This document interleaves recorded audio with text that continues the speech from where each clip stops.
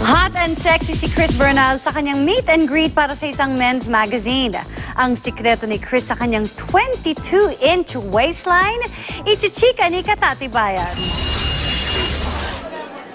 Dinumog ang meet and greet ni impostor na star Chris Bernal sa kanyang autograph signing para sa FHM Philippines.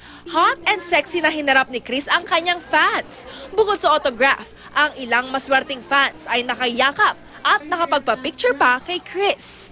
Thankful si Chris sa kanyang 10th year sa showbiz. Todo suporta pa rin ang natatanggap niya mula sa kanyang fans sa gitna ng desisyon niyang magpakadering at sexy. Nakakataba ng puso kasi hindi makakalaan na even may pagbabago. Alam mo yun, even from sweet to something really sexy, alam mo, nandiyan pa rin sila. Hindi maikakailang mas pansinin ang pagiging fit at sexy ni Chris.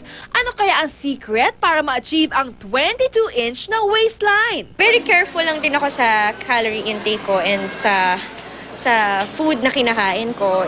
I just don't eat pork and rice. Aminado naman si Chris na umabot na sa 20 inches ang kanyang waistline pero dahil raw ito sa pag-crash diet. Pinagsisihan niya ito dahil nanghina ang katawan niya.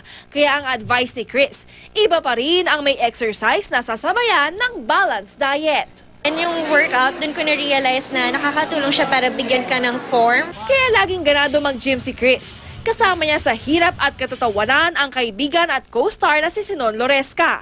Hindi lang kwela si Sinon mag-exercise. Minomotivate niya ako. Ay, may kasama pang humor. So, tawan-tawa. Alam mo yun, enjoy lang. Hindi ko napapansin na nahihirapan ako. Katatibayan, updated sa showbiz. Happenings!